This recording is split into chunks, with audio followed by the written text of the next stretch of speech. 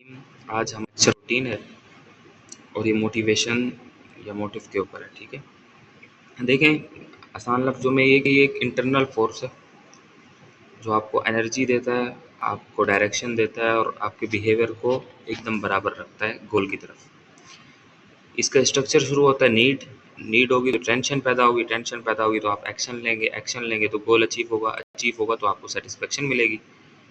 तो ये इसका साइकिल है। इसका नेचर क्या है?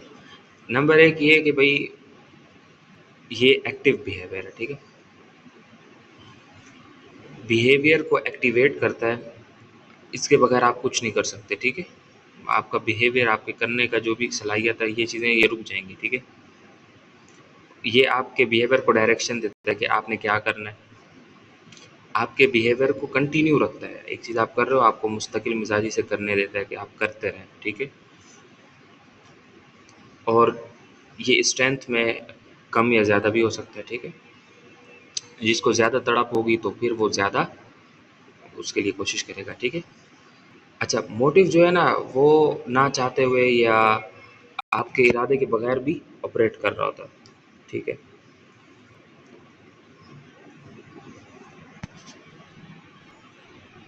अब आ जाते हैं आगे। देखें इसकी फिर किस्में हैं। एक है बायोलॉजिकल मोटिव, इसमें जितने भी आपके बायोलॉजिकल नीड्स हैं उसके हिसाब से आप काम करते हो, बिहेवियर बनाते हो। भूख लग रही है, आप खाने के लिए जाओगे, खाना तलाश करोगे। प्यास लग रही है, आपको नींद आ रही है, आपको दर्द हो रहा है, आप टेम्परेचर कम या ज़्यादा है तो फिर आप उस हिसाब से उसके लिए कोशिश करते हो। सोशल मोटिव्स, इसके अंदर आपका अचीवमेंट आता है।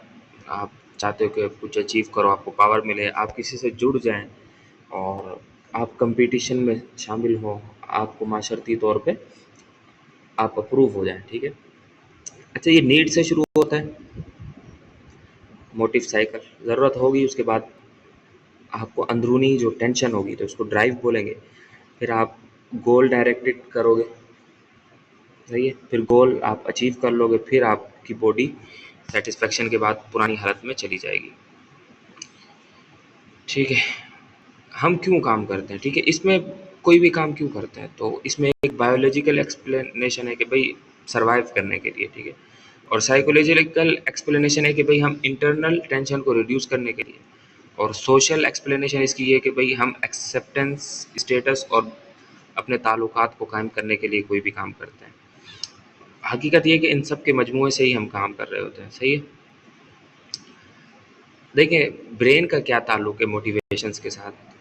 बहुत गहरा ताल्लुक है। और जो जिस्म का दिमाग का जो पार्ट इसके लिए काम कर रहा होता है वो हाइपोथैलेमस है।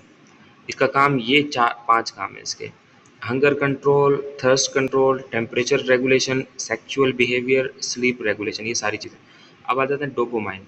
देखें ये, इसको प्लेजर केमिकल भी बोलते हैं, लेकिन ये इनकम्प्लीट इसकी तारीफ हो जाएगी। ठीक है, ये एंटीसिपेशन केमिकल है। मिसाल के तौर पे किसी भी चीज़ का मज़ा आपको ये बोलेगा कि भाई, आप बोलोगे कि यार ये चीज़ मुझे पसंद है, डोपामाइन बोलेगा जाओ यार ले लो इसको।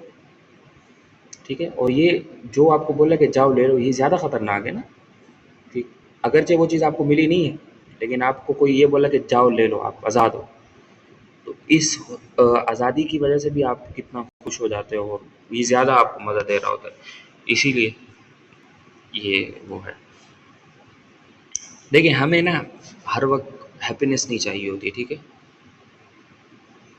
हमें चाहिए होती मीनिंग, प्रोग्रेस, स्टेटस, बिलोंगिंग, हमारे ताल्लुकात कायम हो, प्रिडिक्टेबिलिटी, आपकी अ, आपका मुस्तकबिल का तखमीना हो और मुस्तकबिल के हिसाब से आप चल रहे हैं। ठीक है, और आपको ये भी पता होना चाहिए, 10वीं बात है, ये सीक्रेट लॉजिक के अंदर इसका आ रहा है, ये जो तजस्सुस है ये भी बुक की तरह आपके अंदर काम करता है।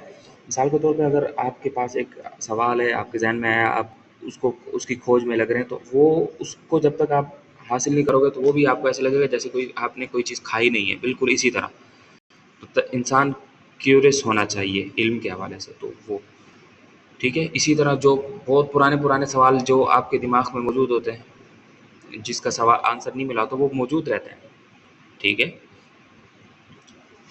अच्छा, और एक और ये उसूल है, जितने भी फैसले होते हैं ये इमोशनली जो है ना स्टार्ट होते हैं। स्टार्ट जो होता है इसके इमोशन से होता है। ठीक है,